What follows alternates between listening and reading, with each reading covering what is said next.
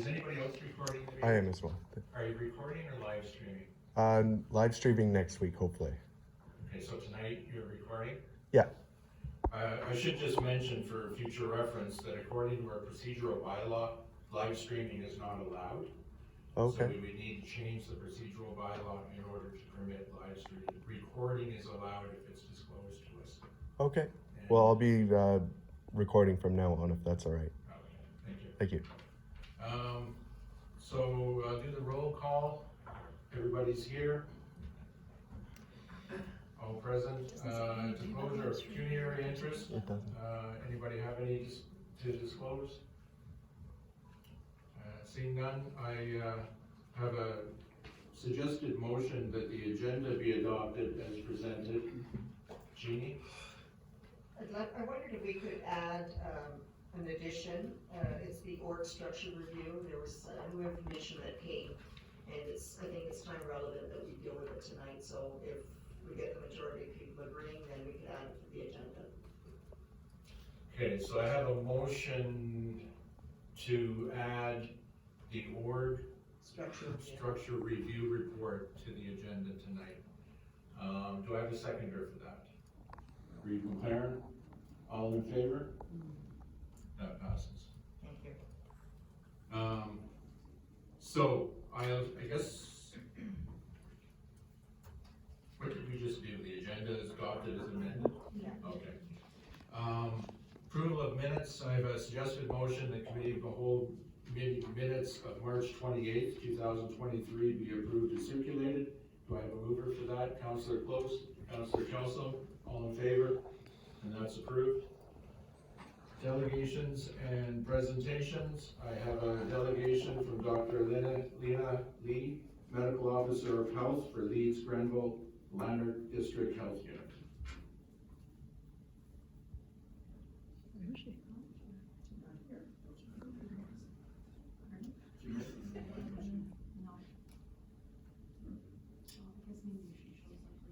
Okay, not seeing the good doctor, not online somewhere. Okay. All right, but we can come back to that, maybe she's late. Communications, we have 1, 2, 3, 4, 5, 6, 7 items of communications. Any to pull, Councillor Kelso? 7, 4, 7, 5, 7, 6, 7, 7. Okay, any others? Okay, Councillor Kelso? So these are just a few letters that have been received. As well, I received text, in person, and phone, asking for no spraying. So these 4 letters and then the additional contacts that I've had this week. So we are going to be discussing this further in this meeting under public works. So I would like the opportunity to address those letters when we get to that section. Okay, makes sense to me. I don't think we have to do anything. Yeah. So the notice has been served. We have a suggested motion that communications dated April 11th, 2023 be received as information. Moved by Councillor Summers, seconded by Councillor Braden. All in favor? And that's approved. Reports. Corporate Services Report, we have an update to the Code of Conduct for Council and local boards from Amanda. Thank you, Mr. Chair. So I do apologize because at the time of the agendas last week, I was putting the agendas out using a generator and I didn't have access to the network. Therefore, tonight we've put the red line revisions that are outlined in the report just at your desk there for you to take a look at if you were interested in specifically how it would look with the sections as amended. So basically, this was brought up not that long ago about the Code of Conduct for members of council and the renewal of the Integrity Commissioner Services. And then attached to that was the Code of Conduct, and these are some amendments that the clerks, Lanark County, have proposed as amendments to the Code of Conduct.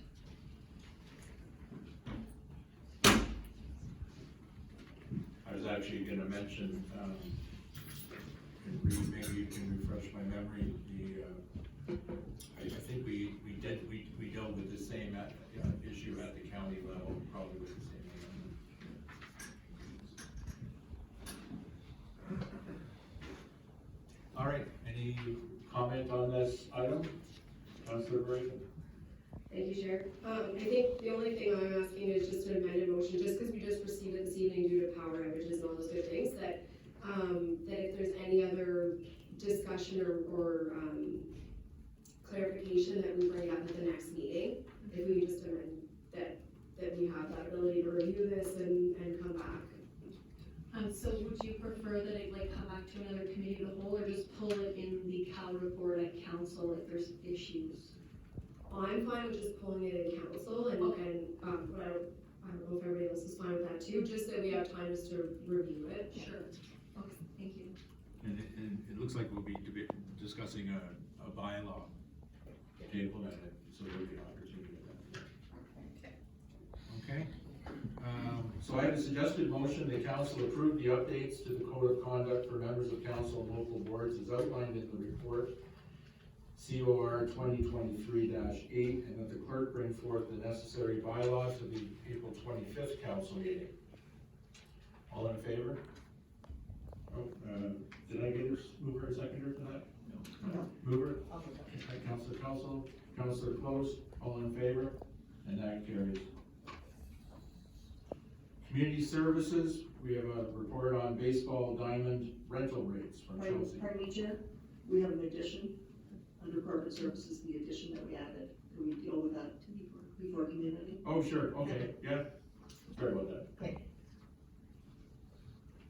So I apologize again for the late submission of this, but the power went out about an hour after we had our meeting with this company.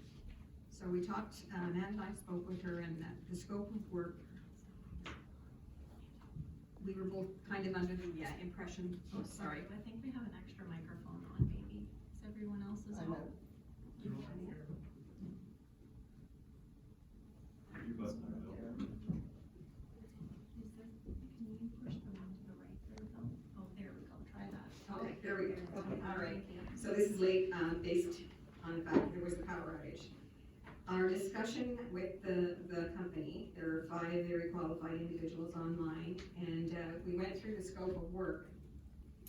And even though it says a compensation and organization review, apparently it wasn't defined well enough in the bid that I don't think they were prepared to do as much interviews with department heads and other staff. So in order to do that, they would like to, well, they're not gonna do it with the price that they gave us initially, but they want to add another $4,900 to prepare the work. I think they're basing on $1,400 a day. So however many extra days that would take. So it's up to council if they want to do the bare bones, which gives you the compensation and the pay equity review and some of the department reviews, but nothing with organizational structure. So the structure part is gonna cost another $5,000 basically. So that's a council decision. So before we can let her know tomorrow, we need council's approval. Okay, Councilor Kelso and then Councilor Close.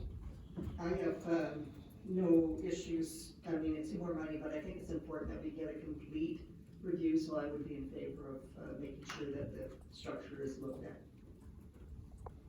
Councilor Close? Well,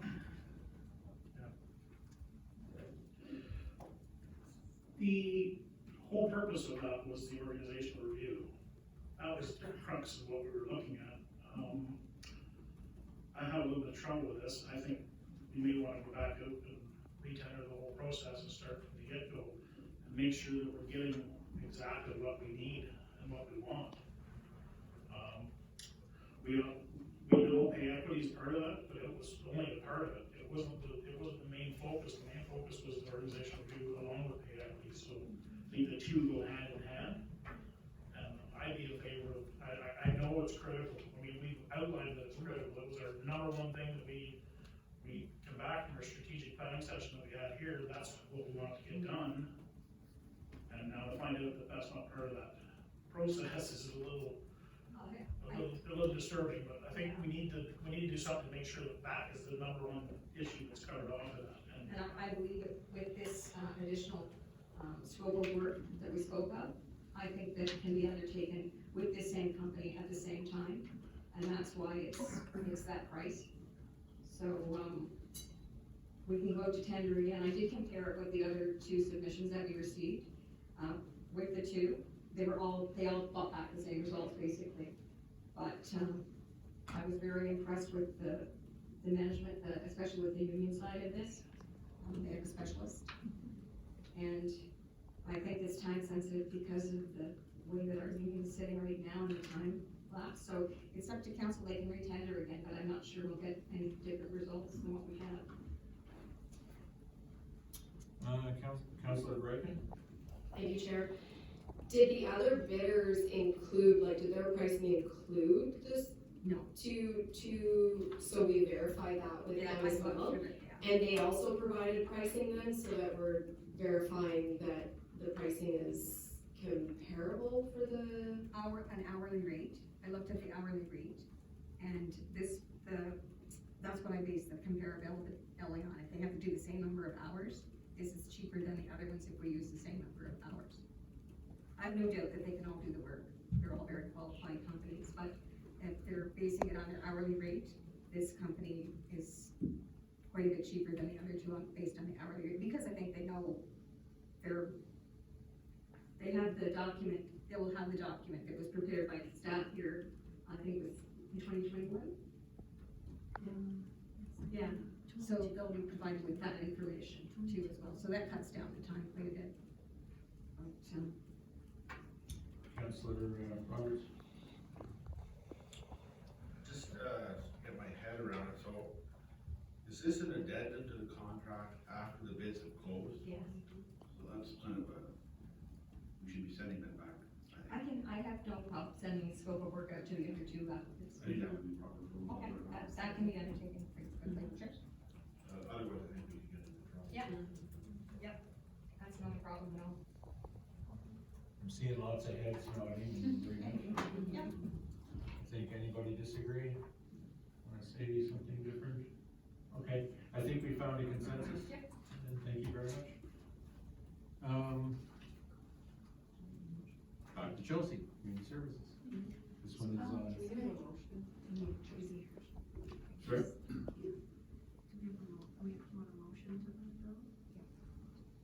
You could go out to the other. That staff be directed to provide the additional scope of work for those that provided an additional, an initial bid? Yes. Who'd like to move that? Councilor Summers, Councilor Gray. All in favor?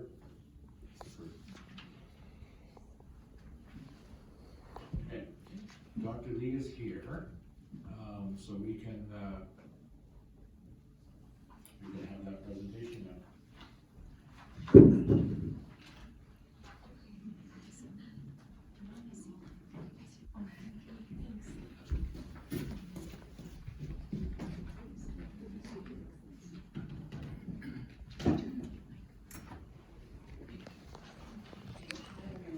Sorry I was late today.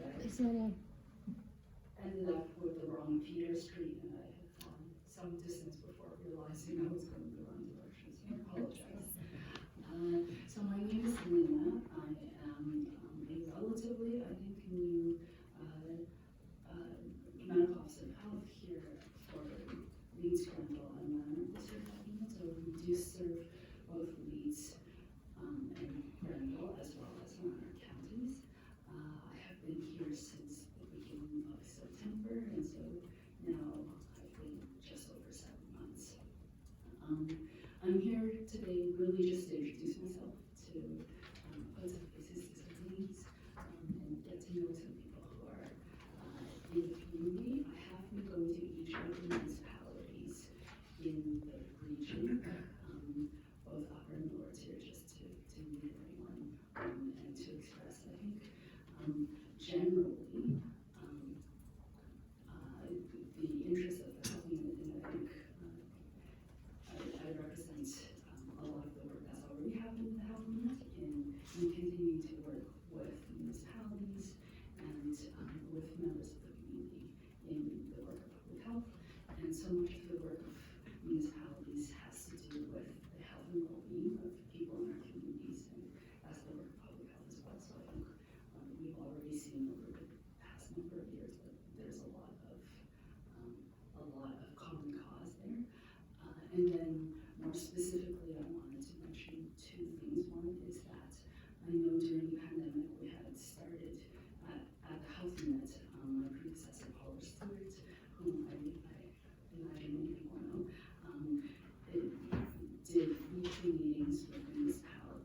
mostly to do with COVID-19, to provide an update on the situation. And for my part, we will be starting the municipal meetings again, though they will be monthly, and they'll move away from a focus of COVID-19 and more of a focus on overall public health work. So that's one specific update. The other specific update is that as a health unit, we are undergoing a strategic planning process that we're gearing up for that right now, and we'll be really getting going, I hope, in the next month or two, and that will include a call for feedback from members of the general public as well as from municipalities and other partners. And so our hope is that we'll get feedback for our strategic plan when that comes. So I want to give everyone a heads up. And that's really it. I didn't have much in the way of prepared comments aside from that. Really, it's just a matter of getting to know everyone and introducing myself. Thank you. Councillor Kelso. So, hello and welcome. And I know you're not prepared to speak to this, but when I saw your name and that you were under delegation presentation, I thought perhaps you would be here to be addressing the well parsonage controversy.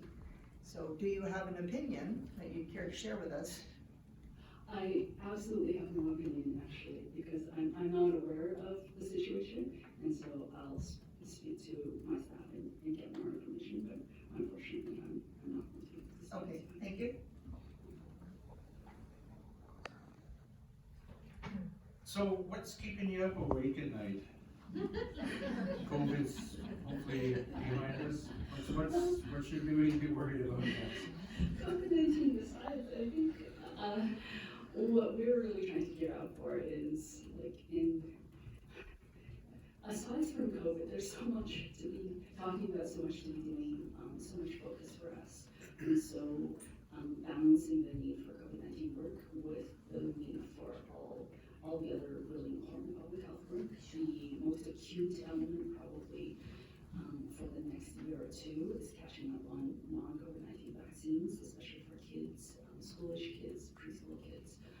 There's been quite a backlog, I think, and so we're covering that. And then the second is a better understanding of the data regarding health in our population. There was a lot of pause in the sort of baseline data collection over the course of COVID-19, and so there's a lot of things that have changed in the health of the population that we didn't get a chance to get that information over the course of COVID-19, and of course, there's need for new information about people's health that wasn't necessarily a concern before COVID-19 and now has become much more of a concern. So those are the big things that are probably on my mind over the next year or two.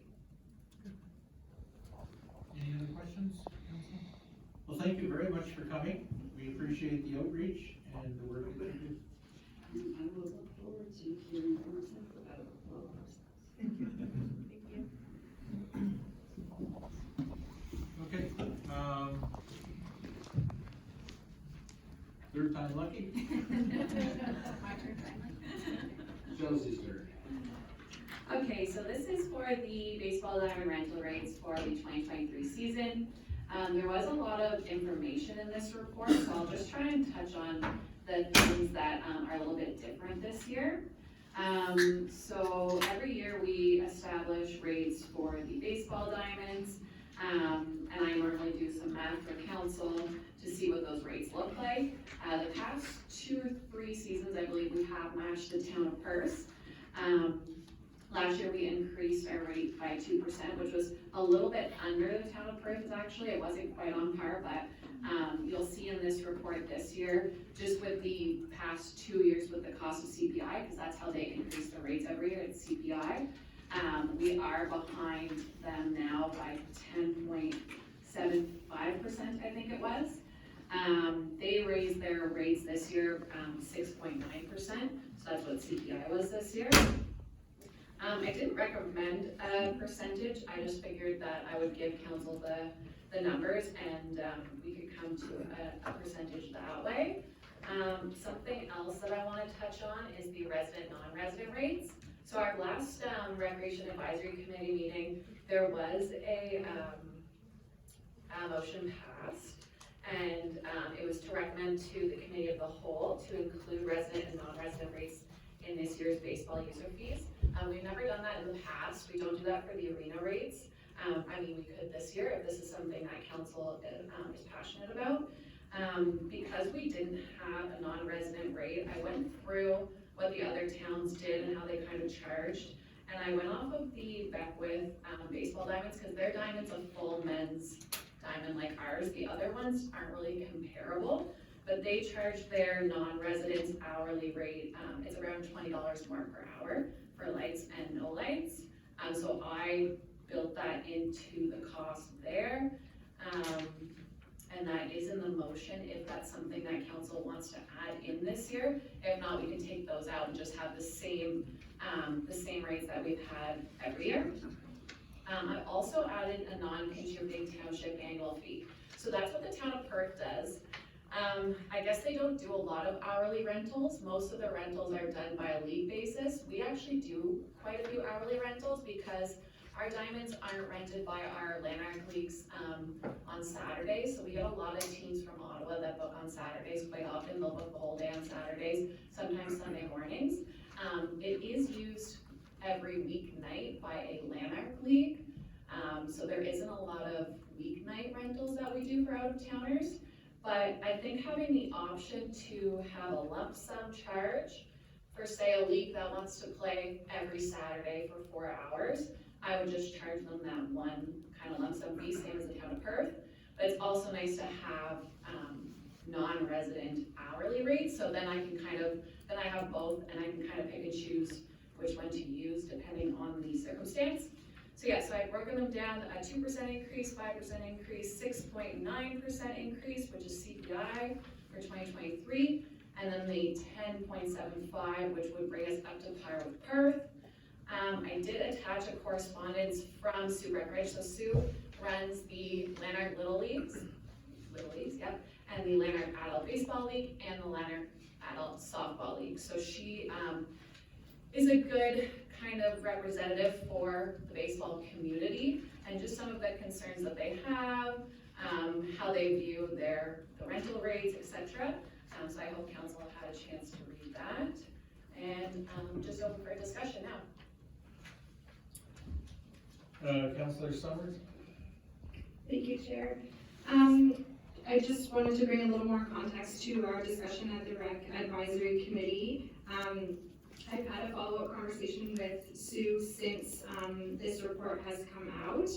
Thank you for doing a good job at explaining it, Chelsea.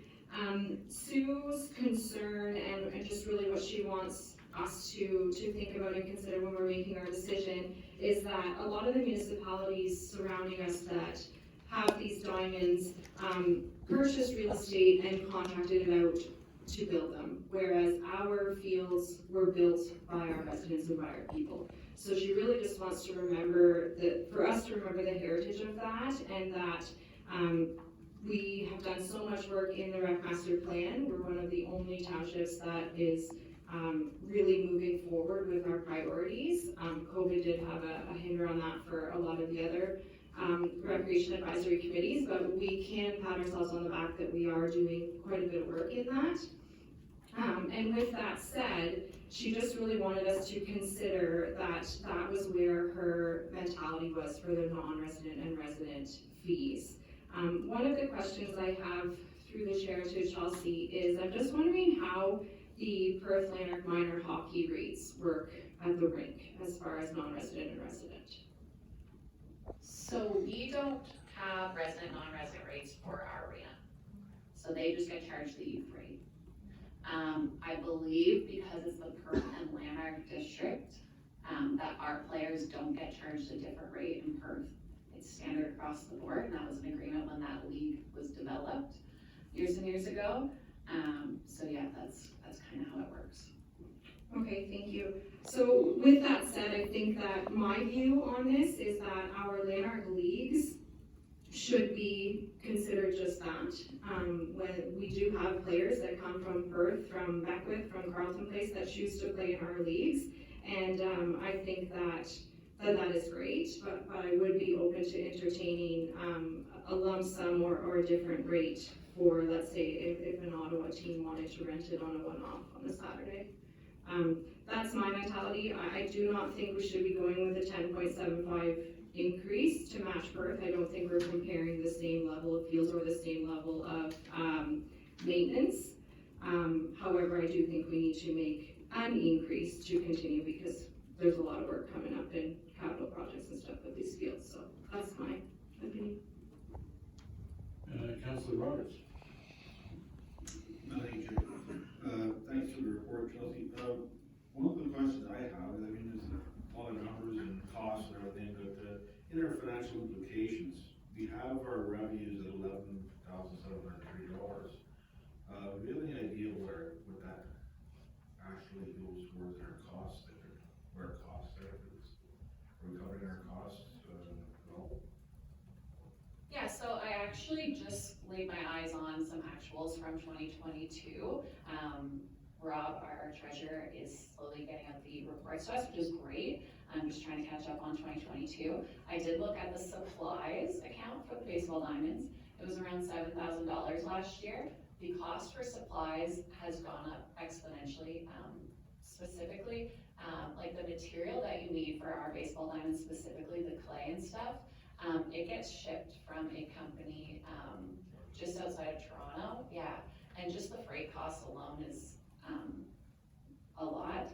And we did need some supplies last year just to do some work on the Clyde diamond because the infield is having drainage problems.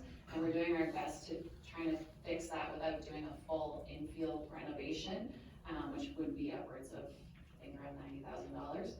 So we're doing our best to try and get that fixed without spending too much money. We had to buy some new vases and chopper, that sort of thing. So our supplies was around $7,000. But then again, you have to factor in wages as well. The summer students spend an average of 1 to 2 hours on the field during the day, the weekdays. If there's games on the weekends, they come in on the weekends. They don't get paid overtime or anything. I just kind of schedule them around it so they're still getting their 40 hours. And then hydro as well for the lights. I'm not sure what that would be. I think I've looked at it before. It's not much. It's around $2,500 for the summer, I think, for one field. So it's actually not too bad, the hydro. But yeah, that's just a ballpark figure. So if you look at the revenues for 11,000, I would say we're pretty close to breaking even. Councillor Reagan. Through you, so you're speaking of capital items for recreation. There's a ton of capital grants for recreation. What have we applied for, or what are the intentions with the grants that are coming up? Well, there's some open now, and there's one coming up in a month. Are we planning on applying for those then, and not coming out of the taxpayers' money for that? Yeah, any grant opportunities that I see and that I find, I will try and apply for them for sure. We do have a list started from the Recreation Advisory Committee of projects that match the Master Recreation Plan. And the CAO and myself actually spoke to about grants and the process of applying and stuff, and gonna try and expedite it so that there's a little bit less hoops to jump through to get applications in, and that'll make it a little easier on staff and stuff, so yes, definitely. And Councillor Close. Thank you. Just so people aren't aware, Sue Brackenridge single-handedly is responsible for bringing baseball back to Lanark Highlands. She has worked tirelessly. She certainly has a passion for the game. To be in charge of all 3 leagues, I think that's the only 3 leagues that play in parks. And she's looking after them all. So I tend to give a lot of weight to what she has to say. There's some other issues that she points out. I think that may be something you can do with you to look at and see if we want to make this as seamless as possible with turning off the lights, to all that issue that we don't need staff there to do it, and it's easier for the people that are renting the facilities to do it. And I also agree with about I'd like to see if somebody's renting it from Ottawa, they pay a different rate than what the local ratepayers are.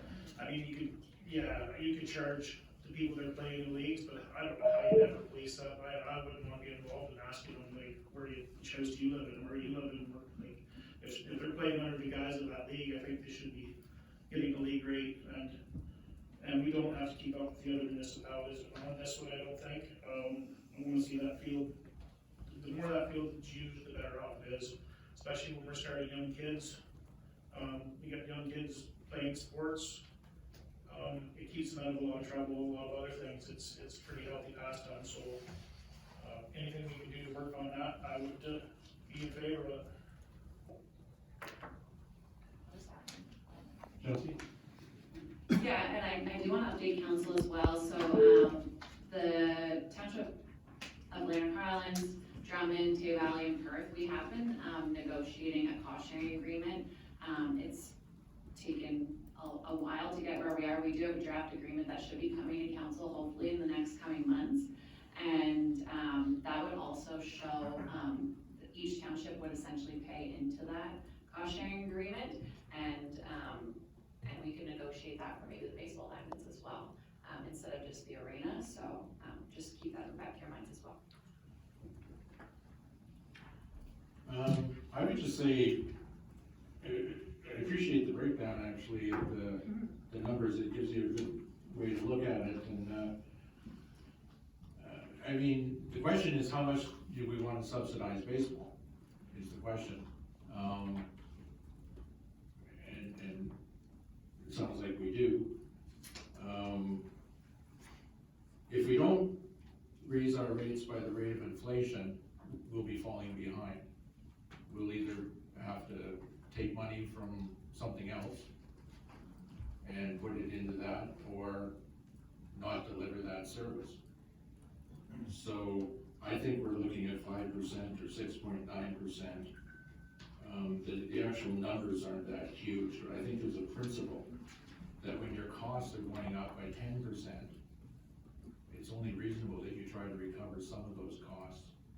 And I think even at 6.9%, we'd still be subsidizing baseball significantly, which I'm not complaining about. I think it's one of the greatest things, and Sue's amazing, and I want to support that. So, but I'm just mindful of having sat on a council that for many years said, freeze this, freeze that, freeze this, and we're all behind, and our roads are behind, and our public works is behind, and everything's behind because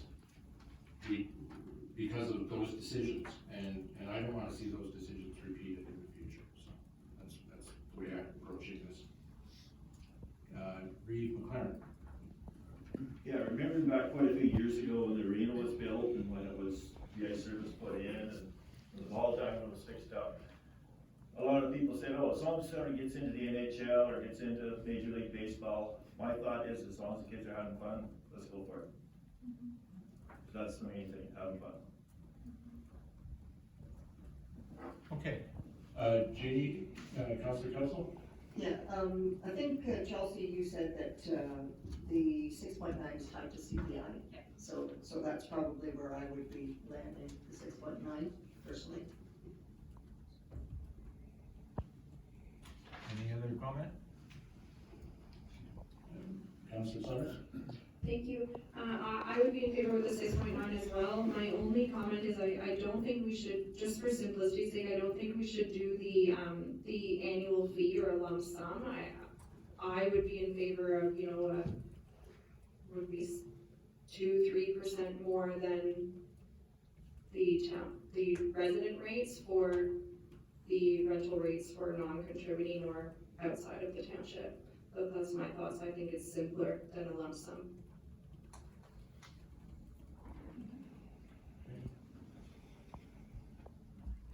All right, Councilor Council. Well, I'll make a motion then for, option 3. Okay. And I have a seconder for that, Councilor Summers. Any more discussion on this issue? All in favor? And that carries. And I just want to be clear though, so it's just option 3 that we're going with, no deviation from that? Increase of 6.9 for the 2023 season, and that's it? just to clarify, so I'm seeing there is a non-resident rate in the third box on page 32. Essentially, I'm just saying we would take out that last line, the non-contributing township lump sum or annual fee. Yeah, they just pay the non-resident rate. So maybe just change the and that the fees and charges will include resident and non-resident hourly rates. And then I'll just take out the lump sum. Okay, great, thank you. Is everybody good? We're all good, we're all on the same page? Thank you very much.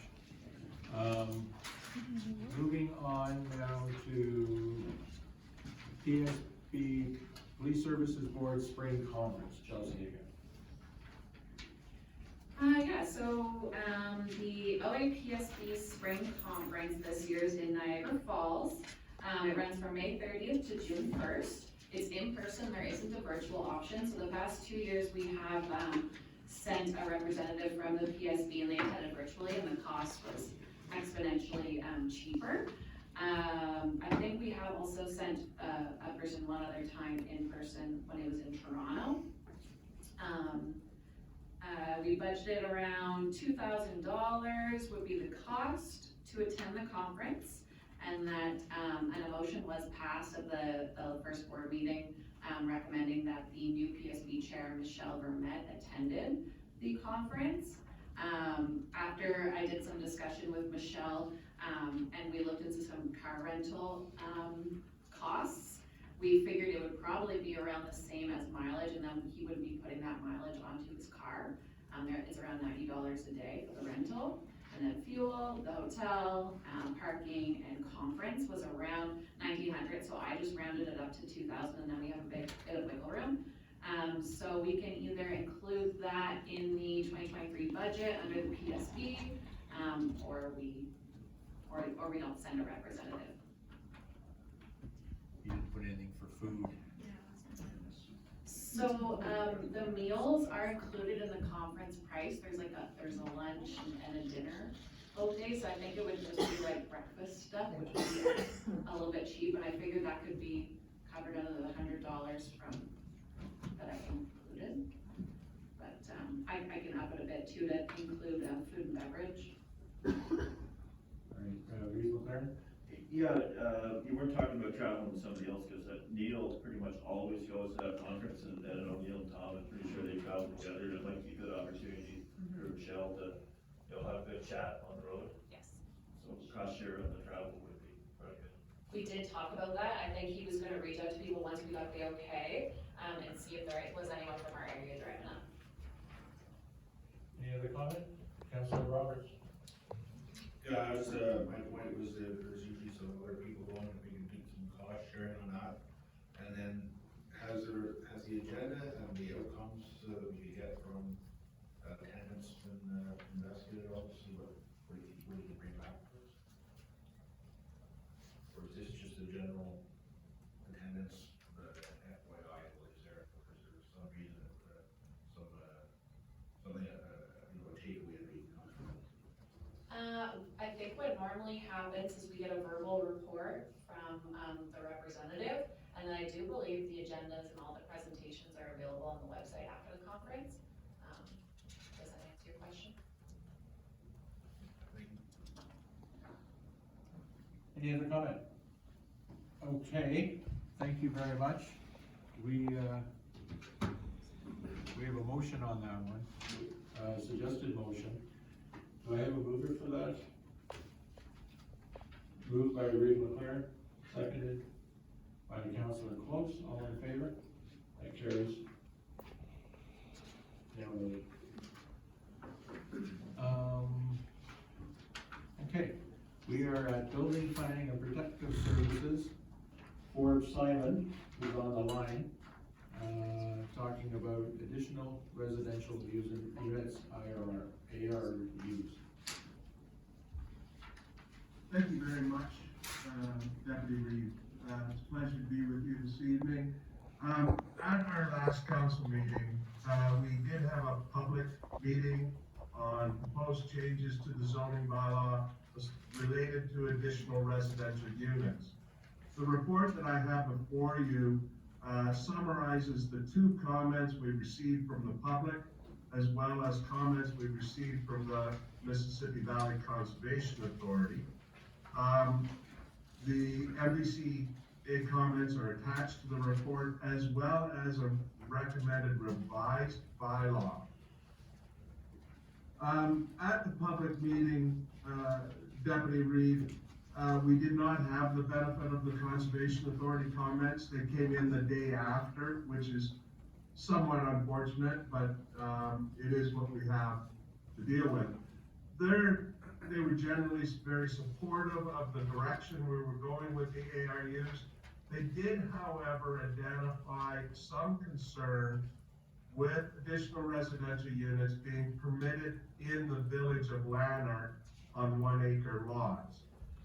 Their position is that there is a known source water protection concerns within the village where there's been a history of well contamination, and they're recommending that we revise the bylaw to require a hydrogeologic study for any proposed ARU on a property under 1 hectare. And that would only affect the lands within the R1, R2, and general commercial zone as they apply to the village.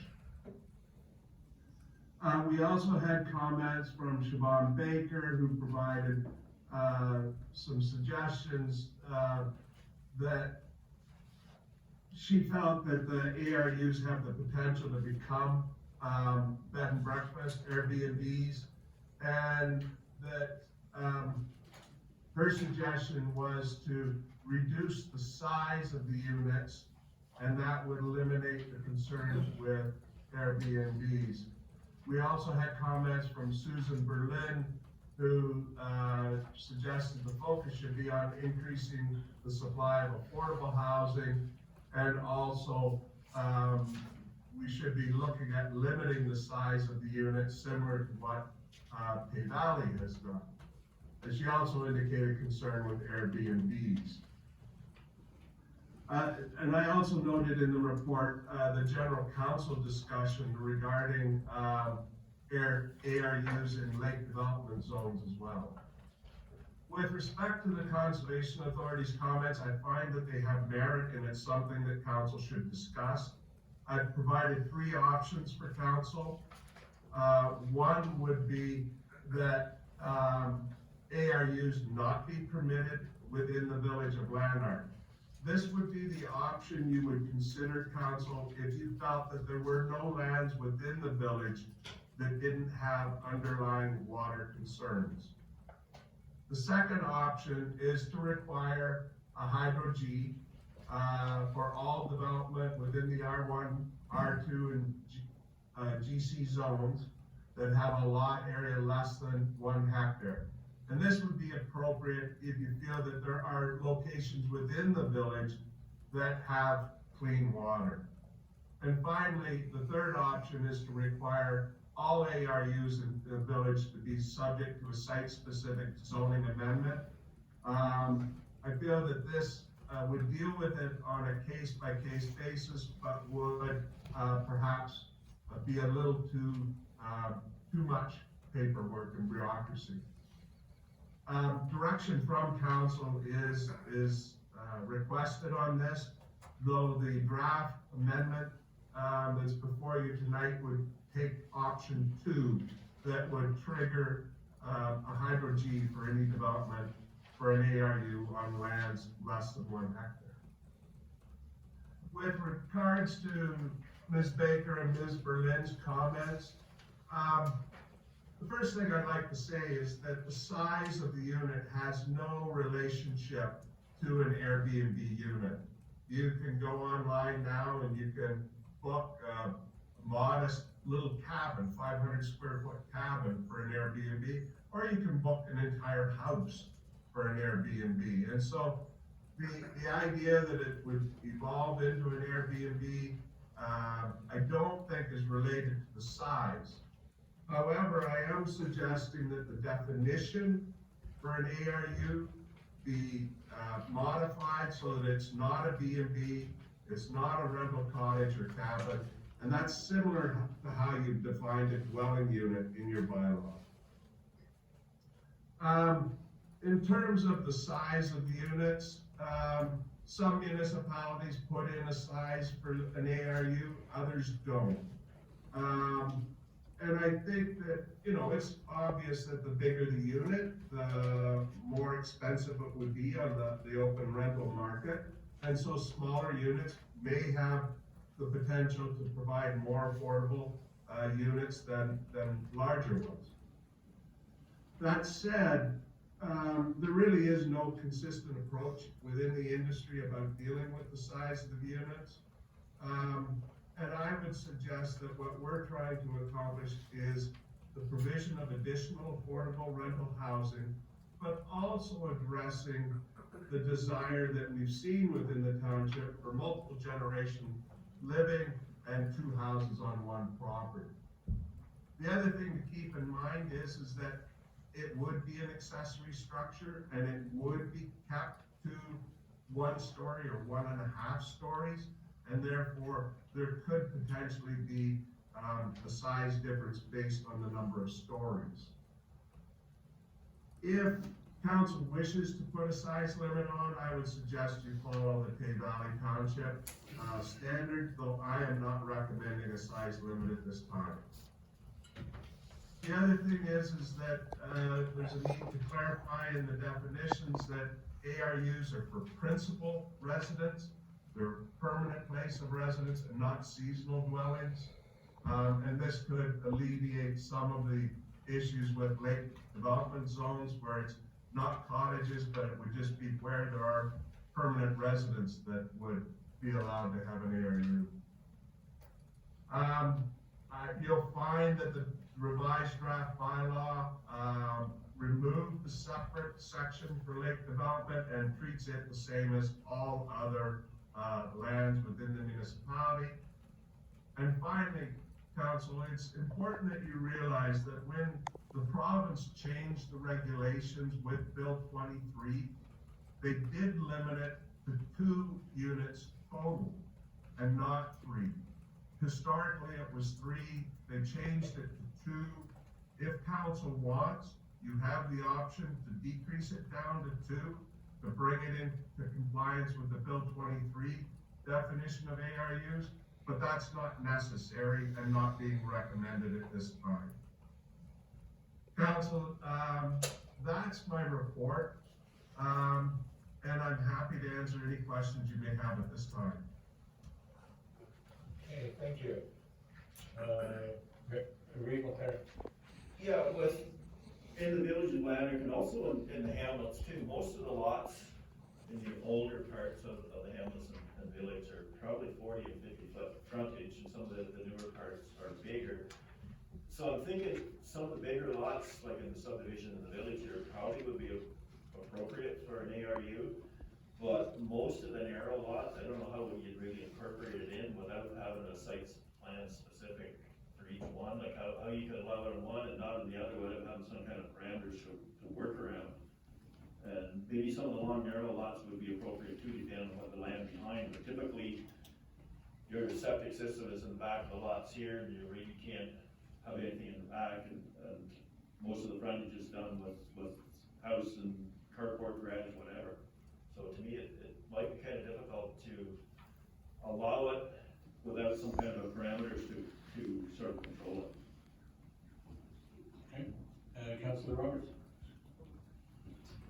Thank you, Chair. Thanks for the report, Boris. Just a question I have is, we're speaking about the ARUs, in your options there, you seem to be looking towards ARUs as these are always going to be additional buildings. But we can have 2 inside ARUs as well, which wouldn't require any kind of accessory structure on the lot. It may require renovations and modifications, but I don't think are the same restrictions proposed for if the ARU was inside of the building as with our 1 or 2 in our commercial zones, or are we going to have that specified to additional structure construction rather than something inside of the you very much, Councillor, for the question. My approach is to treat units that are within the house and on accessory or in accessory structures the same. They both would have kitchen and washroom facilities. They would both add demand to wells and septic systems. So if they're on a lot less than 1 hectare, my recommendation would be to treat them, whether they're in the house or in an accessory structure, exactly the same, because they have the exact same demands on sewer and water. Forbes, can you tell me what exactly a hydrogeological assessment is? And what exactly is that when they do it, and what do they cost? Deputy Reed, that's a great question. Typically in a situation like this, a hydro-G would be the testing of untreated water from a well on the property. So if you've got an existing house, it's got an existing well, you bypass any treatment system, you get a sample of that, you send it off to the province and get it analyzed to make sure that it meets provincial criteria. If it's just testing of water, the cost is somewhere in the neighborhood of $1,500 to $2,000. If it's a vacant property, like with a severance, Deputy Reed, that typically involves the drilling of the well. And so that $5,000 to $7,000 for a well drilling is on top of the lab analysis. So if you have to drill a well, it can be up to $7,500, $8,000 to do a hydro-G, but I don't anticipate that to be the case here. I think it would primarily be water testing of existing wells, and that would be around $2,000. Thank you. Councillor Close. Thank you, I just wanted to point out that the secondary residential ARU in an existing structure, that's already happening. I mean, that's happened for years, that people put for better term, granny flats in the building. I know lots of them that have done it, and they'll be continuing to do it. Personally, I have no issue with the size requirement. I cannot see someone putting an additional residential unit on their property and selling it on the open market to somebody that they don't know. I would think most people, if they're gonna do it, it's gonna be done for a family member. We've already had it happen, I think 4 times now, we've had 4 people apply, that this happened here, and that's the reason. And I think they've all got smaller, that's what they did, and it's to move family members in, so to make it more affordable, so. I know the term affordable was thrown around, but I mean, that's such an arbitrary term, but who determines what affordable is? I mean, the county made 2 tiny houses that cost $600,000. I don't call that affordable for an affordable tiny house. And that doesn't include the lot. That's just for the building, the structure, so, I mean, it's so open-ended when you say affordable. What's affordable to me may not be affordable to you. So, I mean, anything we can do to help, I think this is a good start. I don't foresee it being a problem. I know there's some people that are concerned, but I just don't see it. So I'm in favor of option 2. Anyone agree with that? Yeah, just to clarify, the 2, they're actually like a trailer sort of thing at first. The ramp is affordable. And then there was, the FTM grant was a big grant went with it also, but it still was very expensive. It was also experimental for the company that put them in. This was the pilot project, so hopefully doing another one would be a lot cheaper. Councillor Kessler. So, through you, Chair, Forbes, is there any stipulation, so we're not talking about a new build accessory, so if somebody wanted to move a modular home or a trailer, or, for lack of a better word, a ready-made home onto the property, would there be any difference between building an accessory building or moving one in? That's a great question, Councillor, and I would see no difference between them. In actual fact, I would anticipate modulars may be appropriate in this situation. I would not support trailers, but certainly modular homes on foundations I have no issues with and would encourage them. So also, so to follow up then, would we put a stipulation in there then, or is that already built in, like we're not talking about trailers? It's already implied in the definitions, Councillor. Thank you. One last question. The height, I think I read somewhere the maximum height was 6 foot. Is that clearly stated? I like that idea because it's sort of Meters. 6 meters, oh, sorry, 6 meters. So that is actually built into, your option too. It is, Councillor, and it was meant to clarify all accessory structures in your zoning bylaw are limited to 6 stories. And I just simply wanted to clarify that this is a 6 meter, height restriction, not 6 stories. Sorry about that.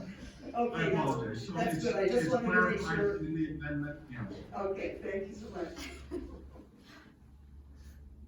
Forbes, a question about, again, about hydrogeological assessment. Given that even approaching $2,000 is fairly steep, would there be cases in the village where it would not be necessary? Like, we're looking at sort of a blanket policy that it would be necessary everywhere, and I'm wondering if there might not be site-specific exceptions to that. I appreciate that, Deputy Reed. It's hard to identify those right now, other than through lot size.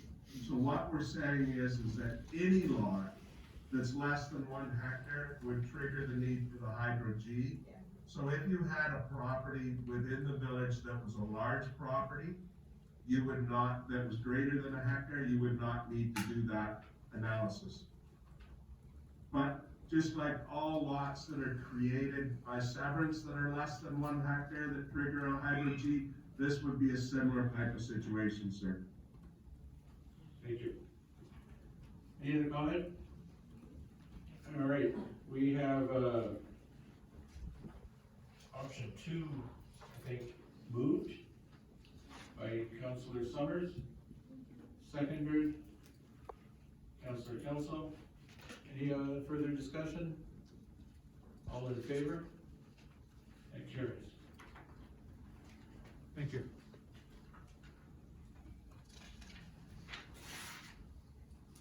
Our consent delegation bylaw for Simon again, all over. Thank you very much, Deputy Reed. The matter of the delegation bylaw was before council back in February of this year. There was direction at that time to identify more clearly the times or the conditions where such a consent report would come back to council for committee of the whole for consideration. What I'm recommending is that the delegation bylaw be amended, and that the following conditions as identified during pre-consultation or application review would trigger the matter coming before council. There's 4 situations. One is if a zoning amendment or a minor variance is required to implement 1 or more of the proposed conditions of consent. If the consent involves the utilization of a township asset through agreement, i.e. a road. Number 3, that the consent is in an area where there is no pre-application concerns or issues with neighboring properties. And finally, that the consent application result in pre-application concerns or objections from commenting agencies. So those were the things that I was able to identify when I sat down and talked to staff. There may be other elements that you could add in there, but I think if we put those 4 in, Deputy Reed, we would improve the bylaw and clarify the times that the applications would come to council for consideration. Thank you. Councillor Close. And through the chair, Forbes, just Question number 3, the consent is in an area where there were known pre-application concerns or issues with neighborhood properties. I mean, it would have to be something that raises to the flagging level when you're talking about concerns. Yes, sir. It would typically mean, Counselor, that we've had a series of complaints, or we know that there's neighborhood issues in a certain area, and that there's potential for it to be contentious. There's probably a handful of them in the township. Reasonable fair. So this is similar to what the county has done with the consents, anything that's, I think the wording is non-contentious, the planning staff can approve, and something that might be contentious goes to the land division, which, that's for the whole county, not just here. So this would make it a little more streamlined for somebody getting an application, a staff can do the approvals, and basically the way it works at the county is county council sees the list of approvals, we don't speak to them at all, it just, this is what has happened. Councilor Roberts. Thank you for reports. Is there concern that these triggered consents through council are going to impact on our timelines? I'm not sure, I can't remember what the timeline is. Some might not been enforced, and it's supposed to be streamlined faster. Yeah, and I appreciate that, and that was the intent of proceeding with the consent delegation report in the first place. I think that under worst case scenario, this would add 2 or 3 weeks to a process, which we're still getting our comments into the county well within the timeline, so I don't think that the timeline is going to be a big issue with this, but Councillor, it does add potentially 2 to 3 weeks, depending on when we can get into a council cycle. But again, that shouldn't be a problem. Okay, I like it, Forrest. I think you did a good job of capturing the concerns and sort of setting out the criteria that would trigger council review, so. Looks good to me. Any other comment? I think we're good. Sorry? Councilor Close? I'll just make the motion. Making a motion Option 2. for option 2, and that is seconded by Reed McLaren. All in favor? That's approved. Next, we have an update to the site plan control bylaw for Simon, Read Bill 109 and Bill 23. Thank you very much, Deputy Reed. As council's well aware, Bill 23 and 109 made some changes in terms of who can approve site plans and what types of development are subject to site plan control. Bill 109 said that council is no longer the approval authority for site plans and must delegate to staff the approval. In this case, it's recommended that the CAO deputy clerk be the approval authority as the senior staff member. The other change is, and this was by Bill 23, is that residential development of 10 units or less is no longer subject to site plan control. That's a major change, and it's really at the end of the day what triggered the update to your site plan control bylaw. Those 2 changes are reflected in the document that's before you, and I believe this will bring you into compliance with the Planning Act as it now stands. Thank you. Happy to answer any questions. Okay, excellent. Any questions on that? Sounds like a technical fix. Councilor Reagan? Thank you, Chair. Can we, Forbes, or through you, Forbes, can we assign the CAO deputy clerk and potentially the clerk in the absence? Absolutely. Just No because problem the at all. clerk has experience with the planning, so. Yep. No, Perfect. absolutely, if that's what you wish to do, no problems at all. Okay.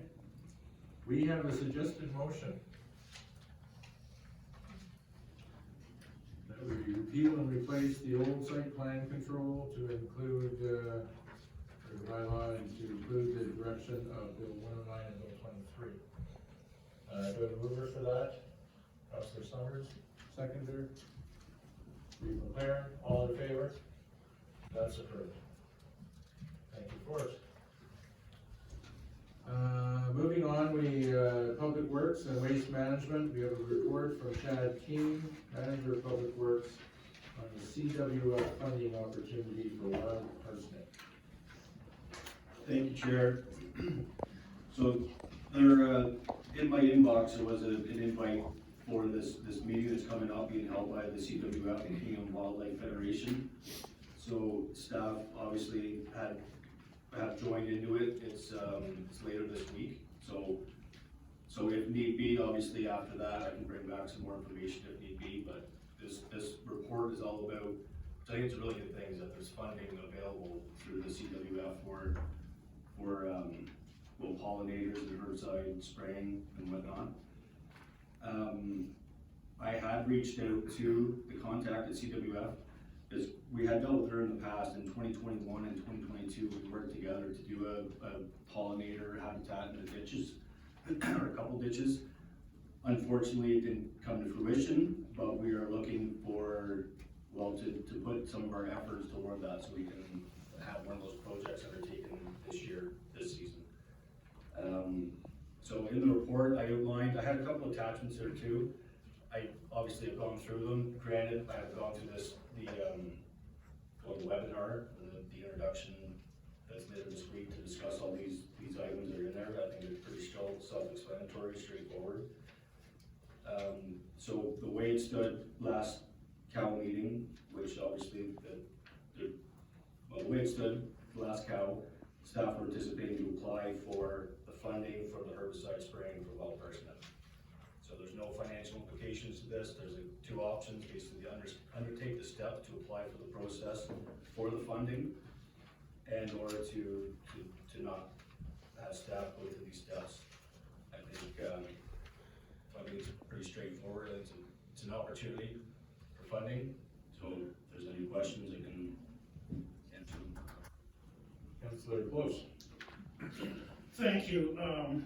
It's actually, I kind of missed the email originally, and Councillor Reeve pointed out to me about asking me if I saw it, and I said, well, I got her to resend it to me. I went through the application first. I couldn't find anything about just a little bit about parsnip, so I sent an email that night, and I got a reply back very early the next morning. It said, yes, that would definitely be considered funding. You would create a plan for target spraying in the areas required along with hand pulling.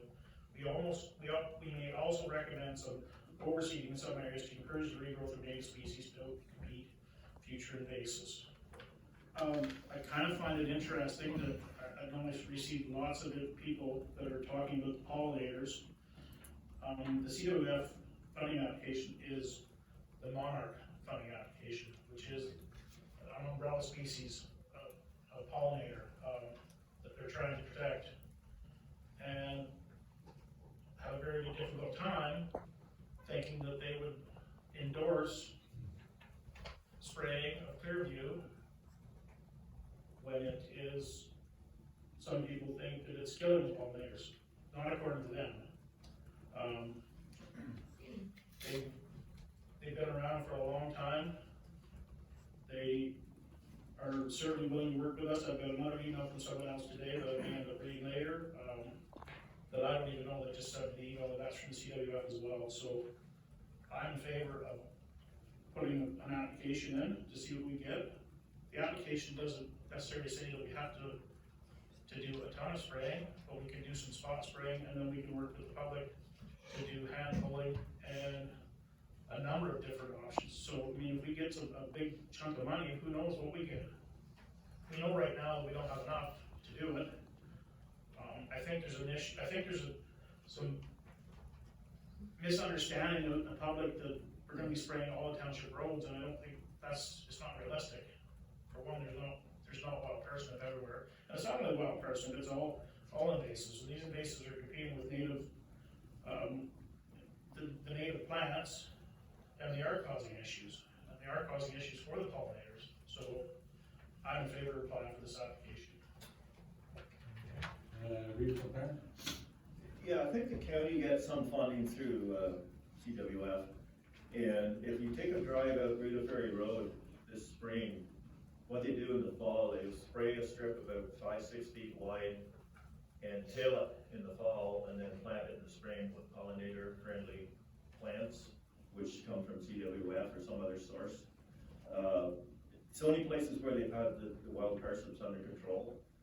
There must be probably almost a half a mile on Rita Ferry Road. It's all done on the back slope, so you can mow next to the road and have the grass trimmed down so you can see the deer coming out the ditch. And this is all, it's even in front of the farm field, so I don't know if we're all over feels about it, but we'll find out. But I've noticed quite a bit of it there. They've done some at Fallbrook in the last couple of years.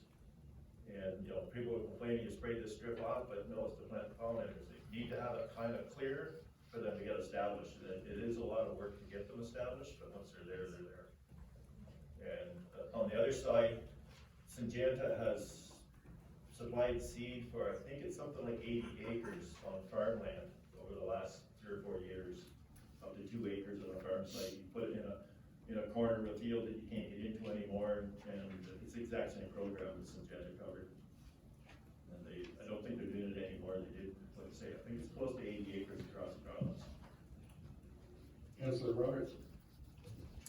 Thank you, Chair. Just a question of you, Chad. So my question is, if we apply for this, are we mandated to spray? My understanding is no. However, I'll clarify that with Victoria, with CWF. In the application, it says what the areas that are eligible. So I think that would have to be, like, basically the township's plan should be identified in the application form, right? So within that, my understanding is right now that herbicide spot spraying would be undertaken with hand pulling. So I think it would be important to identify what the township's plan is in the application, just in full transparency if it isn't for funding. Okay, so then a follow-up to that, would it not be prudent then to bring this back after we determine if we are going to spray, so that we don't get our wires crossed and have an application going in where we're asking for funding for something that we're not gonna do, or an asking for funding for something that we are gonna do? That's a great question, Councillor. That's totally up to council. I will point out though that the due date in the application, it does say April 21st. With a caveat that's in there, the latest notice of acceptance of May 1st. What that specifically means, I don't know. I want to ask that question at this webinar, but I mean, we can all come up to think what that means, but I would hate to lose the opportunity for funding, but I can totally appreciate the question.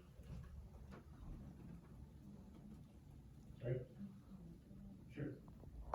Amanda has a comment. So just so I understand, the question is if we pass the motion, or council passes the motion now, if the motion in the committee of the whole report is not passed, how would is that the question? Like, would this be affected if we're approving this in committee of the whole and agreeing to put it on the council agenda? And then if the cow report, for example, where the motion for weed spraying is included in there isn't passed, is that what you're questioning? No, I was questioning whether we were going to be either relatively deceitful in our application, or if our hands were going to be tied that we were going to preempt the decision-making of spraying to this document, rather than what was coming up next with the spraying question. Okay, because my thought was just on that there's a motion in the cow report tonight in council about spraying. So an option would be, if that's a concern, is to pass the motion in committee of the whole and allow it to go to council. And on the council agenda, the committee of the whole report where the spraying item is going to be voted on is prior to where this motion would be presented. So I just wanted to let you know that that's an option then. Just to verify things, so in the in our options considered section on this report, 43 to 13, we have process for restoration projects with the goal to receive CWF funding for herbicide spraying. Okay? So that, could we take that out and just say for WF funding and further restoration goals? Otherwise, is our application going to include funding for spray?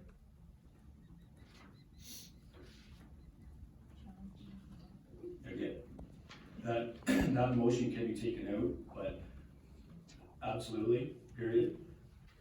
Within the application, I guess I would prefer rather have clear direction as to what the verbiage is gonna be then based on council's decision, just so I really feel like the wording that's in here, the application, that there's, like max 300 words, the project description, activities,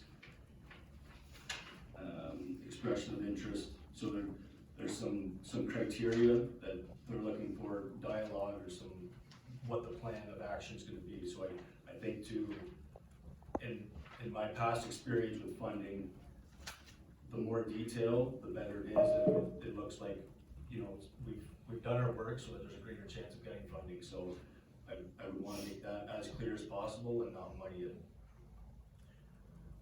Okay, so we're gonna start, with Councilor Kelso and work down the line. Okay, thank you. Chad, through the chair, do you have a specific area that you're looking at to, implement this? So in 2021, where, well, the students and we had started this, it was along Rosetta, and I believe there's another piece on Galbraith. So approximately how big of a strip? 50 meters, I believe they were. Now these were specific, like to till it up and then to put seed down and whatnot, so, I mean, I think I can bring more detail, and, you know, if there's other areas that want to be looked at that have more well parsnip, I really feel that the whole focus with this is, it's multiple fold, right? It's to get rid of the well parsnip to alleviate that, and then to make pollinators too. So with those two areas that I mentioned, I mean, if, I feel it'd be better if we have the ability of, if we can come back with other areas, this, we're not held to those, but that's council's decision as well. Okay. So, so there's been obviously an outpouring, for requests for no spraying. I said earlier, there were 4 correspondents in communication, that I wanted to speak to once we got to this section. And, there are a lot of good, points raised and options, not just they're against spraying, but this is what we can do. So currently, and one of the reports that was sent, showed and explained that this is already being done with no spraying. So, one example was where spraying had taken place, as the Reeve had said, taken place, pretty much killed everything. Then went back and tilled and put in the wildflowers. And then further in the report, there was a section that the group that hand pull had done with no chemicals, had gone in and pulled up the parsnip and then planted their seeds, and beautiful, no spraying whatsoever. So if you go along with the idea that spraying is a good thing, then yes, this is a good opportunity to recoup some of the costs. But if you're against spraying, and I am, and I'd like to just draw attention to the last time when we were discussing this, we had the options, and I raised the issue of option that wasn't listed, and that was education. And I think what happened was my point somehow got flipped to educate about herbicides and the use of them and all the questions. My intention was an education program where you're teaching people to identify the plant, how to avoid it, if you do come in contact, what do you do about it?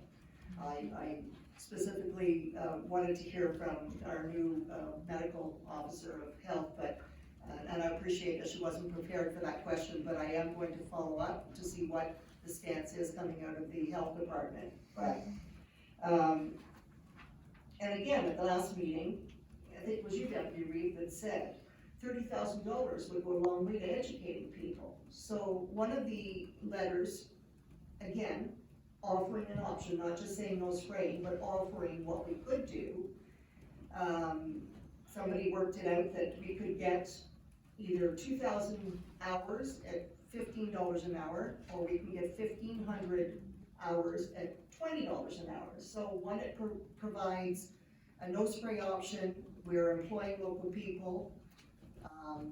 I know the volunteers that run a lot of the polling programs now, the Adopt a Road, and we're gonna hear about that later, are quite willing to do workshops to help the public, just rather than automatically going to a spraying. So in conclusion, to what Councilor Roberts was stating, when I first read this, I thought, wait a minute, how can we remove this?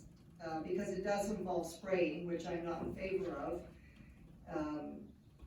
when we haven't actually, we've done it at the previous cow, and it was a 4-3 vote. And I don't think that all the evidence and all the information was presented on the non-spraying side. We've had a tremendous amount of information through Public Works about herbicide, and of course Clearview gave us a thick information on all the benefits and the wonders, and but we didn't hear the opposite side. And we do have 2 new councillors, Regan and Summers, that were not privy to the presentations that I myself was exposed to the first and second term of my term on council. So I really truly believe that there are many options out there, and I don't think spraying is one of them. I can't go into, the literature is just as extensive on the no spraying as it is on the spraying. So it really does come down to personal choice. And if you read all the detriments, let's face it, Grandma and Grandpa didn't, they were out spraying, they were out utilizing and foraging, and I think there are ways to deal with the parsnip. And again, my last point is, I understand that the Noxious Weed Act says that we have to do something. It does not say that we have to eradicate it. It can go on the preference that you are at least trying. So if we're trying to do something, rather than using chemicals, we're doing our best. Who's to judge? So that's my rant. Thank you, Chair. Through you, I just had 2 questions. I didn't know this from later chat. I was just going to suggest that we all amend the motion to say that Council authorize staff to apply for the Canadian Wildlife Funding for the, based on the decision later in council this tonight. We're going to make a decision at council, and then that way our major developers has the exactly what he needs to apply for the application after our deliberation later tonight. My second question is, I'm just wondering if there's a sense of partnership or education or suggestions that are going to be offered to us if we are successful in the funding. Do you happen to know that, Chad? Sorry, options to mitigate the wild parsnip? I'm just wondering if once we have our scope and our plan, will they speak to it? Will they offer us any advice? Does that come with a sense of a partnership with them? Yes. Okay. My experience with Victoria in the past, actually I reached out and we were communicating back and forth as of like 2 hours ago. And yes, they would help out, they would answer any questions. They were really looking forward for that project that we had started. So they want to continue on, that's what they had voiced that. So yeah, there'll be a lot of help there. Okay, great, thank you. Councilor Reagan. Thank you, Chair. My recommendation is also going to be to amend to be based on the decision from the spraying from this evening, so that it's directed towards whatever council's decision is. Councilor Close. I just want to make a couple of points for you regarding Councilor's comments about education. Education does nothing to prevent the problem. Education, to educate people on how to avoid the plant, that's, okay, that's one thing, but that's not what this funding application is trying to do. They're saying there's a real issue with the monarch butterfly, and that's what they're trying to save. And it's something that needs to be done. I'm I'm somewhat taken aback by the fact that we're looking a little bit at such a limited amount of spraying with a herbicide, yet there is all kinds of spraying goes on in this municipality. 2 years ago, they sprayed maple bushes with helicopters. The hydrocorridor is sprayed, we have farmers that spray.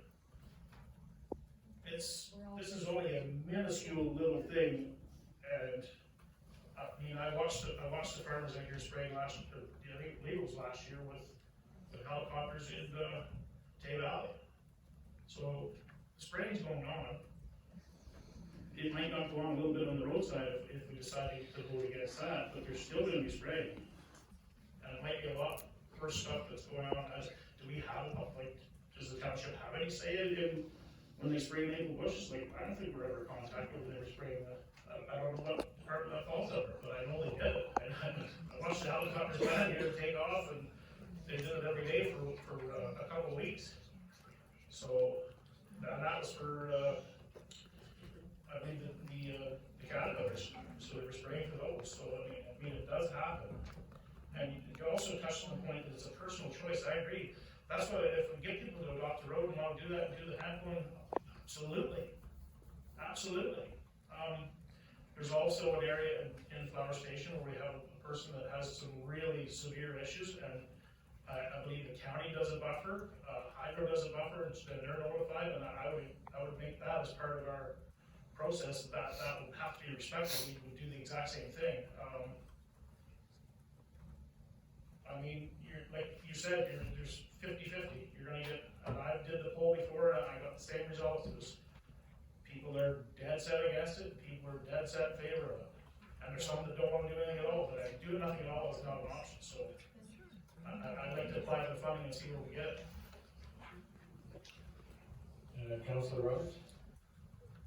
I would make a motion to take the options considered and undertake the steps application process for restoration projects with the goal to receive Canadian wildlife funding for best practice control and possible further restoration. And that removes the indication that we're going to be using the funding for spraying. Good suggestion. Darlene has a comment? I looked through the application and nowhere does it say, I think we can submit the application without including the spraying part and not impacted at all. The way you write it, you use all the buzzwords that are in the application, and if council decides to proceed with the spraying, they can incur those costs. I don't think it's that closely knit that you have to put a line item on everything you're gonna spend. And if you do put the line item in there for spraying, they just won't pay it, that's all, or they will or won't. Yeah, as Jean mentioned about education, but the other side of education is the Noxious Weed Act, that it is something you have to deal with. It is on the list. If we look at Phragmites, it's not on the list. The reason that weed gets on the list is there's some viable solution that you can go through. Phragmites, there's still really nothing. They've tried mowing it, they've tried burning it off the wetlands and on the ice. And I don't know if anybody's making much headway. The county's mowing it with a remote control mower. That way, if it gets stuck, they can pull it out. Nobody's caught with it in the swamp or the low ground. I think they have tried a few sprays, but I don't think there's really anything that's very effective on it. And coming in the future, Phragmites is going to be far worse than wild parsnips. And something, it's on the Noxious Weed Act. It doesn't stay there. It stays there until it's been put under control, that it's no longer a threat, and then it comes off. I know there was one year there was a lot of contentious arguments by some farmers. Oh, there was six weeds come off the list, 6 went on, so there's only a limited number of weeds allowed on the list. No, that's not true at all. It's a matter of those 6 were under control, that they didn't have to be there anymore. 6 were put on because there was something they could deal with. So it is the other side of it, and probably my way of thinking is the more important side of the education, that it has to be dealt with. Doing nothing, as Ron said, is not an option. Okay. Just for my part, I would say, I was gonna actually mention the Noxious Weed Act. There's nothing in the act that says you have to spray. Nothing. It says you need to deal with noxious weeds. How we deal with that is our decision. So let's not tell the people that we're doing it because they're noxious weed out. That's just not the case. We had a suggestion for a new motion, which I actually think is a good one. Another way to do it, if you were looking for other wording, is just to drop where it says apply for funding for herbicide spraying, and just drop that. Apply for funding to control wild parsnip. But I can go with the other one as well. I remain totally opposed to spraying for this weed. And I won't vote for, to apply for funding, to do spraying. So, if we can change that, we can probably have more buy-in. I think the approach, and the key to this is that we need to take an integrated approach, and all I'm hearing is spraying. We need education. Our job as a council is to protect our citizens from harm. And by giving them education about what the plant looks like and how to stay away from it and what to do if you come in contact with it is the best thing we can do to help our residents not harm themselves. I have received all kinds of communications, and I've met with several people now who've been out actually pulling up wild parsnip by hand. A lot of us talk about it, these people are actually out there doing it. And they're reporting great results after 3 or 4 years. Huge amounts that previously existed, particularly in the McDonald's Corners area, are no longer there. They're being restored back to pollinator habitats and all those good things. So there are many other ways. I like that if we could apply for some funding to hire or incentivize or get a bunch of youth out and a bunch of committed citizens to go and maybe an honorarium for their time to go, I think we could make a huge difference here in the township. So that's my piece. We have a motion, I guess, did you capture Councillor Roberts' motion? If you want, I can read it. Okay, so we're gonna have that read out and then I'll come back to Councillor Post for a comment. So I have that council authorized staff to apply for Canadian wildlife funding for restoration projects with a goal to receive Canadian Wildlife Federation funding for best practices and possible further restoration goals. Is that accurate, Councillor Roberts? Yeah, just put, best practice control, is what the wordsmith was had. The Canadian wildlife funding for best practice control and possible further restoration. Councillor Kelso, and then I'm sorry. I would second that. Okay, so we have a motion, but we have a comment from Councillor Post. Yeah, well, just a little bit of clarification, there was a lot of misquoting of what we actually said. We've never said we're 100% for straight spraying, that we want to spray and we spray everything. I think we listed spraying, handling, education. Education alone is going to do nothing. That's, absolutely, we have to educate. You have to educate people. But to educate them to avoid the plant doesn't remove the plant and remove the issue under the Noxious Weed Act. So, I mean, and also, if this passes at council later, which it has already been voted on 4-3, but if it passes at council, spraying is the option, a possible option that's going to be part of that funding. It's going to be part of the program. So that's, I mean, we need to be clear on that could still happen. If it still goes 4-3, then spraying could be part of that process moving forward.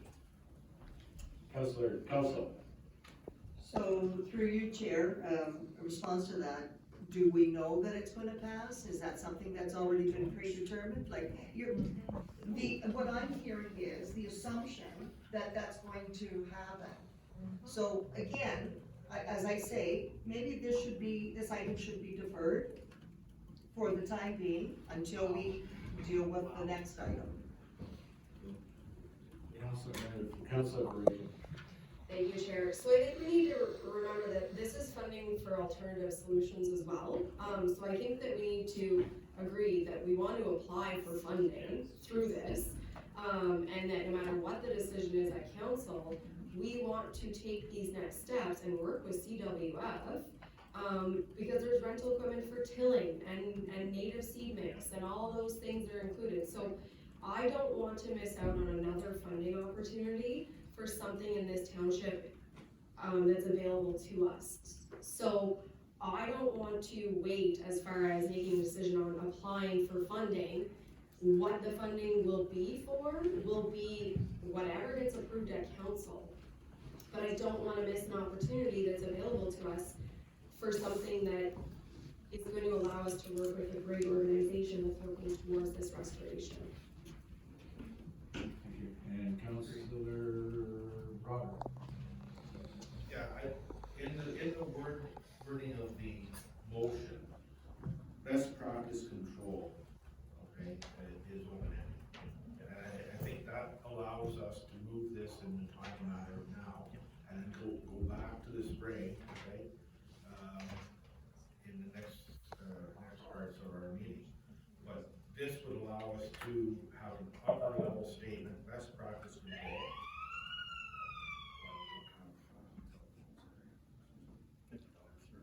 Charity of our choice. Yep. So that would allow us to have an upper level statement, best practice control. And any other wording that wants to go into the application can go in. But we don't want the spraying in there because we haven't authorized it yet. So Chad, you're free to go right from here, right to the application. And we will deal with the spraying application, or the spraying issue in the next part of our meeting. So we have a motion that's moved and seconded. Is there any further discussion?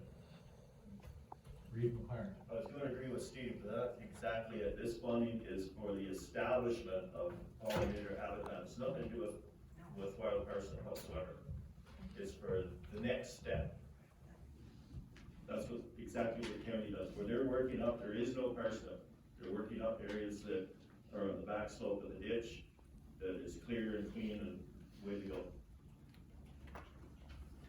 All in favor? That passes. Thank you. Okay. New and other business, committee appointment updates. Police Services Board, Councilor Roberts. No, we don't, the only thing we had to deal with was the meeting, so we don't know. Yeah. Thank you. North Lanark Joint Planning Committee. Oh, yeah. Library Board meeting, I guess it's next week. The museum, the youth center, Councilor Kessel. We have a meeting tomorrow night. Okay. Councilor Close, museum. No, nothing. Councilor Barakin, museum. Thank you, Chair. So we are working on our agreement, and I've kind of gone back and forth with Chelsea on that, so we're working on that, and our next meeting is next week. And same Councilor on Mississippi Valley Conservation. Yes, thank you. So our meeting is next week, but I'm sure people are aware there's been some flood warnings for Dalhousie Lake. I'm anticipating that we'll get some updates next week on what's going on there, and we'll share it. I'll share it with staff. Arm Friar Public Library Board, Councilor Roberts. No report. Recreation Advisory Committee, Councilor Summers. Thank you, Chair. It's unfortunate that our meetings are kind of offset to get the minutes, but Chelsea is going to be adding the minutes of our meetings to the next council meeting. Our last meeting was quite eventful. We had a few people from the public. It was very good to see, and there was a lot of really great discussion. There is a couple of contentious issues coming up, so I would just alert council at our next meeting to just have a look at those minutes, and perhaps at the next update we can have a wholesome discussion. Municipal Grants Committee, Councilor Kelso. Still waiting for approval of the budget. Okay, deferred items. I have a suggested motion that the council committee appointment updates be received as information. And first a question. Just a question, sorry, Chair. Maybe not to put Councilor Reed on the spot, but with regards to the Mississippi Valley Conservation Authority, do we have our preparations for flooding? Are we prepared for any kind of flooding for their permanent south this time? Are they township prepared. No, is the Mississippi Valley Conservation, or they have the flood warnings out? Yeah. Are they prepared to assist with us in any means? Yeah, so they're actively monitoring because the north still has substantial snow. So they're actively and have been monitoring already for like the last couple of months. So they are preparing and we will be notified of any large changes. So our last meeting was almost a month ago, so that's about all the information I have. But if I have anything next week, I will send it out. Okay, thank you. We have a suggested motion that the updates be received as information. That's moved by Councillor Kelso, seconded by Councillor Summers. All in favor? That's carried. And motion that this meeting be adjourned at 7:43. Moved by Councillor Kelso, seconded by Councillor Reagan. All in favor?